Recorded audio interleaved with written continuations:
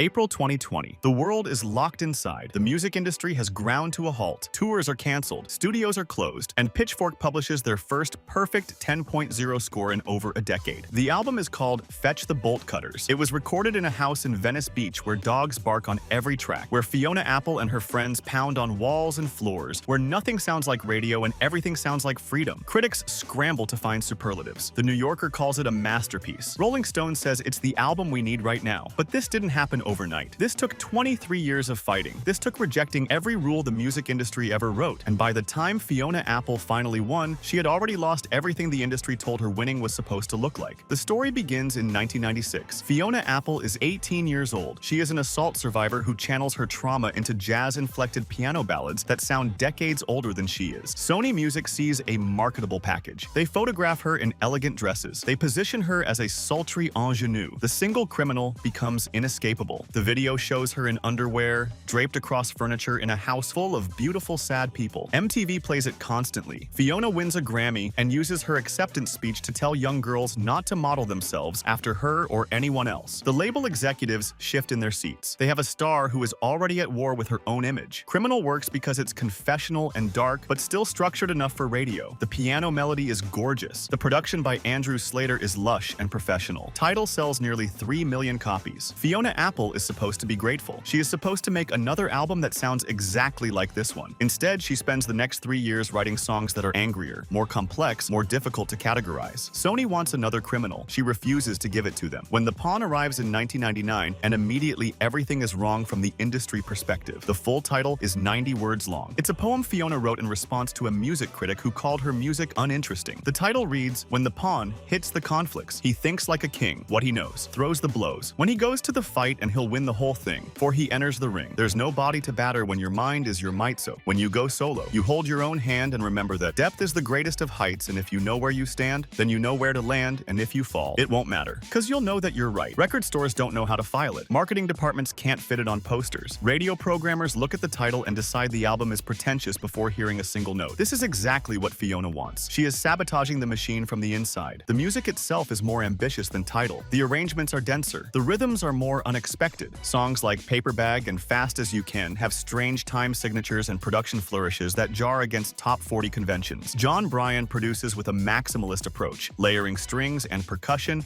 and odd sonic textures. The album is brilliant, but it doesn't have an obvious single. MTV barely plays the videos. Radio stations program it sparingly. When the Pawn sells less than 1 million copies. For Sony, this is failure. For Fiona, this is the beginning of understanding that she cannot exist inside their framework. The label panics. They pressure her to be more accessible. She retreats further into her own musical vision. Then comes Extraordinary Machine, and this is where everything breaks. Fiona spends years recording the album with John Bryan. They work slowly. She writes and rewrites. The songs are elaborate, baroque, filled with harpsichords and marimbas and layered vocals. Sony hears the finished product and shelves it. They decide it's not commercial enough. They want her to start over with different producers. They want something that can compete on radio. Fiona refuses. The album sits unreleased. Months pass, then a year. Fans begin to organize. They launch a Free Fiona campaign. They send apples to Sony executives. They protest outside the label headquarters. The pressure builds until Sony finally agrees to release the album, but only if Fiona agrees to rework it. What finally comes out in 2005 is a compromise, and compromises in art are always visible. The album has been partially re-recorded with producers Mike Elizondo and Brian Kehew. Some of the original Bryan tracks remain. Others have been replaced with versions that are more stripped down, more conventionally structured. The final product is caught between two visions. It's neither the ornate art piece Fiona and Bryan created, nor the radio-friendly product Sony wanted. Critics praise it, but Fiona knows the truth. She has learned the most important lesson of her career. She cannot win inside the system. The system will always demand changes. It will always require her to sand down the edges. It will always want her to be something other than what she is. If she wants to make music on her own terms, she has to stop asking permission. 7 years of silence follow. 7 years where the industry writes her off. 7 years where she is learning how to exist outside the machine. When she finally returns in 2012 with The Idler Wheel is Wiser Than the Driver of the Screw and Whipping Cords will serve you more than ropes will ever do, everything has changed. The title is once again absurdly long. The music is skeletal. Most of it is recorded live with minimal overdubs. The production by Fiona herself and Charlie Drayton is sparse to the point of confrontation. Piano and drums and voice and almost nothing else. No strings, no lush arrangements, no concessions to what albums are supposed to sound like. Songs like Every Single Night and Daredevil sound raw and unfinished in a way that is clearly intentional. intentional. The imperfections are left in. The rough edges are the point. Fiona is systematically removing everything the music industry taught her to value. She is stripping away production polish, pop structure, commercial appeal. The Idler Wheel sells even less than her previous albums. It debuts at number 7 on the Billboard charts and quickly disappears. Mainstream radio ignores it completely, but the critical praise intensifies. Publications that cover serious music treat it like a masterwork. Fiona Apple has completed her transformation from pop star to cult artist. The industry has given up on her. She has given up on the industry, and in that mutual abandonment, she has found the freedom to make exactly what she wants. What happens between 2012 and 2020 is the real story. These 8 years are where Fiona builds the world that will eventually produce Fetch the Bolt Cutters. She doesn't tour, she barely does interviews. She stops playing the game entirely. Instead, she lives in her house in Venice Beach. She adopts rescue pit bulls. She collects bones and sticks and interesting objects. She invites friends over not to collaborate in any professional sense, but just to exist in her space and make noise together. There are no sessions booked, no studio engineers, no deadlines or label check-ins. She is creating a method of working that exists completely outside industry infrastructure. During these 8 years, Fiona records constantly, but without any plan to release anything. She uses her phone. She uses cheap microphones. She records her dogs barking and leaves it in because their presence is part of the sonic environment she lives in. She and her friends pound on her walls and floors because those surfaces have resonance and history. She samples the sound of her own house settling. She is building an entirely new relationship to what recording means. It's not about capturing a perfect performance in an isolated booth. It's about documenting life as it happens, with all its chaos and interruption and domestic texture. Every industry standard she was taught to follow between 1996 and 2012, she is now actively rejecting. The album that emerges from this process is called Fetch the Bolt Cutters, and it sounds like nothing else in her catalog. The title comes from a line in the British television show The Fall, where Gillian Anderson's character says it while breaking down a door. Fiona hears it and recognizes the phrase as a command to liberate yourself, to break through whatever is confining you. The album is structured around this idea. Every song is about escaping something: bad marriages, internalized misogyny, competitive dynamics between women, the prison of other people's expectations. The sound is almost impossible to describe using conventional music terminology. There are drums, but they're often just people hitting whatever is nearby. There are vocal harmonies, but they're raw and unpolished, sometimes shouted rather than sung. Her dogs bark throughout multiple tracks not as mistakes, but as arranged elements. The song, For Her, includes Fiona and her friends chanting together like a ritual or a protest. Heavy Balloon uses bone percussion, actual bones struck against each other for rhythm. Jamaica features hand claps and stomping that sound like they were recorded in one take with everyone standing in a living room together, which is exactly what happened. 5 objects become instruments that replace traditional studio equipment. First, her own floor and walls become the drum kit. The sound of hands and feet striking drywall and hardwood creates rhythms that are physical and present in a way programmed drums never could be. Second, her dog's barking becomes arranged percussion. The barks are placed intentionally, responding to the music, part of the composition. Third, bones and sticks replace studio samples. The organic click and clatter of found objects replace the clean digital sounds a producer would normally use. Fourth, her friends' voices are layered as choir without pitch correction. Amy Eileen Wood, Kara Silverstein, and Sebastian Steinberg contribute vocals that are conversational and human rather than polished. Fifth, silence and space are used as aggression against overproduction. Songs breathe. They have gaps. They refuse to fill every second with sound. Fiona finishes the album in late 2019. She plans to release it in 2020 through Epic Records, her label home after leaving Sony. The release date is set for April 17th. Then the world changes. In March 2020, the pandemic locks down the planet. Tours are canceled. People are trapped in their homes. The music industry scrambles to figure out how to function when live music is impossible. And into this moment of global isolation and claustrophobia arrives an album recorded entirely in domestic isolation, full of claustrophobic percussion and raw emotional catharsis. Suddenly, Fetch the Bolt Cutters is the only album that makes sense. Critics who normally resist hyperbole lose their composure. Pitchfork gives it a 10, their first perfect score since Kanye West's My Beautiful Dark Twisted Fantasy in 2010. The New York Times, The Guardian, Rolling Stone, NME all publish reviews that read like religious conversion. The album Fiona made specifically to exist outside the industry becomes the most acclaimed album in years because the industry has temporarily stopped mattering. Without touring, without traditional promotion, without any of the machinery that usually determines success, the only thing left is the music itself. And the music is undeniable, but the timing is almost too perfect and it creates a strange problem. The album resonates so powerfully with the pandemic moment that it risks being understood only through that lens. People hear the songs about confinement and liberation and map them onto lockdown. They hear the domestic sounds and relate them to being trapped at home. This makes sense, but it also obscures the real story. Fiona didn't make this album for the pandemic. She made it over 8 years of deliberate isolation from the music industry. The themes of confinement she explores aren't about quarantine. They're about the prison of other people's expectations, the cage of trying to be commercially viable, the trap of making art inside a system designed to control it. The acclaim is total, but Fiona's response is telling. She doesn't tour. She gives almost no interviews for months. When she finally does speak to press, she seems uncomfortable with the attention, ambivalent about the praise. She has spent 8 years making music without caring whether anyone would like it, and now everyone loves it, and the validation almost seems beside the point. She made Fetch the Bolt Cutters to please herself, to document her life, to create without compromise. The fact that it became the most acclaimed album of 2020 doesn't change what it cost to make it, because the cost is everything. Fiona spent 8 years unemployable by industry standards. After the idler wheel, she could have toured extensively, built her audience, maintained visibility. Instead, she disappeared. She released one album per decade after 2005. Most artists release an album every 2 to 3 years.